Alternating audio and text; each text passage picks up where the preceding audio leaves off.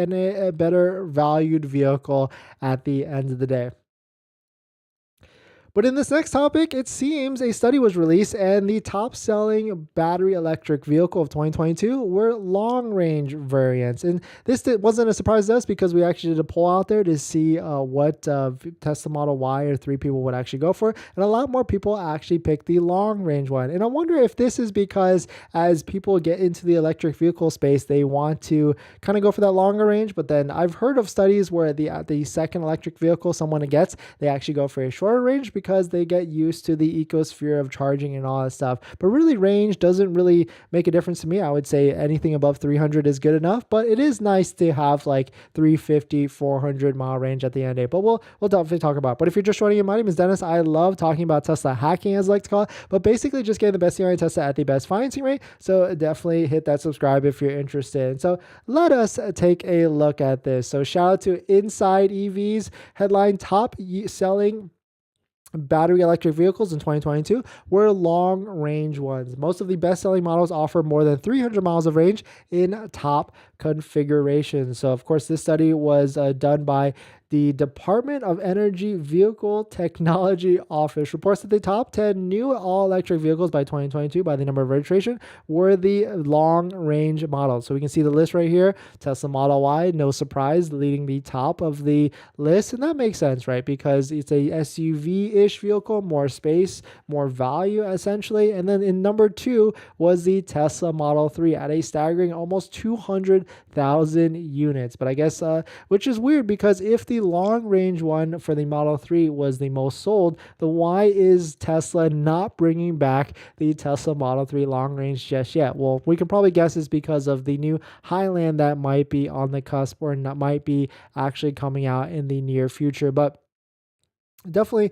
pretty interesting stuff with that, with the Model 3 coming in at number 2. And then we got number 3, Ford Mach-E, then at a staggering 38,000, or not really staggering 38,000 units. What's interesting to me here is that the Model X and the Model S basically sold almost as much as the Mach-E, I guess if you were to combine the numbers. But that's good for Mach-E, I guess, to ramp up that many sales in the first couple of years, or at least 2022.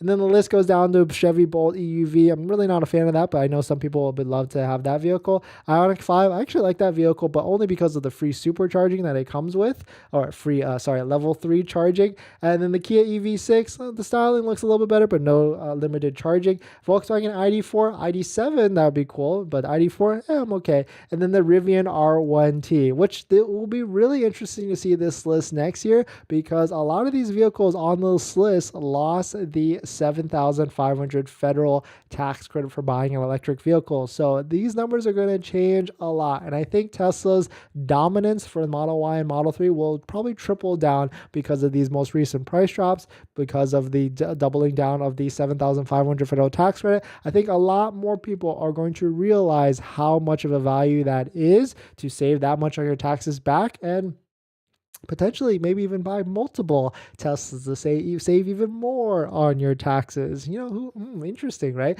But anyways, definitely some pretty interesting stuff. I think this is not necessarily that new, but definitely, we've been tracking this a little bit because we put a poll out there on the channel. We ask our everybody to see what is the best valuation out there. And here's another most recent one we did: Model 3 standard range at 36,240, or a Model Y standard range at 39,490. Which one would you actually choose? And a staggering 48% said Model Y standard range all-wheel drive. So really a the $3,200 difference. They would go for the Model Y standard range, but 31% said long range version, please. So they'd rather forego either of those and rather pay that extra money for the long range version, which makes sense at the end of the day. Like long range, to conceptually to get that around your head, most people will want that extra long range. And this study actually stuck out to me.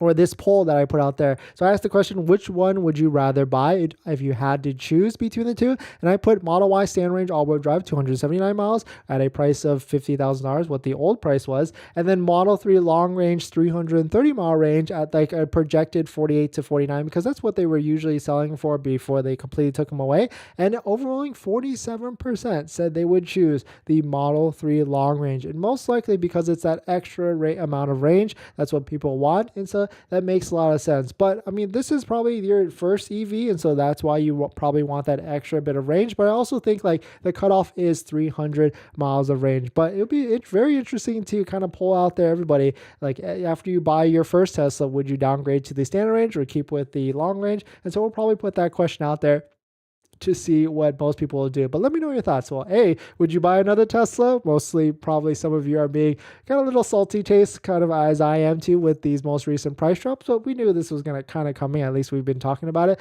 And B, would you buy another Tesla? Would you go with a standard range, long range, or step up to Model S or X, or which that and whichever? But we're going to jump into the live stream comments. But before we do that, this video is actually sponsored by my Patreon link. Down below in the description is a Patreon link where you can support the channel. And there's a variety of benefits, but some of them include actually scheduling a call with me, where you can ask me any questions about buying a Tesla, selling a Tesla, or even financing a Tesla. And after you join the Patreon, you get a link to my buying guide, which has the best Tesla buying guide out there that has links to all the resources that I use, including credit unions and banks that all have interest rates lower than Tesla financing, lower than Tesla's 5.59%, some even as low as 2.99 to 3.7%. So definitely check it out. Link down below in the description. And as an added benefit to my Patreon members, I respond to all direct messages or DMs in the Patreon app. If you want to ask me any questions very quickly, one-on-one, anytime that I want you, that we can respond to it. But let's jump into